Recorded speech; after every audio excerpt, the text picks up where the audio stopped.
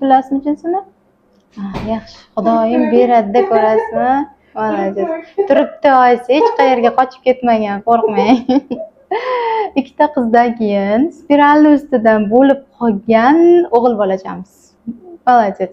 Lekin sizga buni nimasini aytaman, xarakterini aytaman. Bolajoningiz sal kaprizliroq bo'ladi.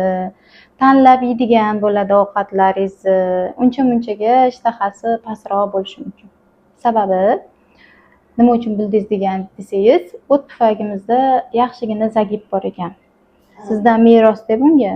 Уже hozir ona qornida zagib bor bolajonda. Mana o'tlaringiz, mana o't pufagi to'g'ri kelyapti-da, qarang qanday qiyshiq. Вот так. Yarim oysimon shaklga kirib qolganda o'sha. Mana qiyshayib ketgan. Так что bu kishini ko'ngillaridagi ovqatni qilaman deb qiynalib ketasiz hali. И yana bitta narsa, kolikasi ko'proq bo'lishi mumkin. Ichida gazlari bo'ladi-ku bolalarning. Mana shunga ham tayyorlanib turing. Arpa bodiyonlar bo'lsa uyingizda olib qo'ying, choy qilib ichishni boshlang hozirdan o'sha.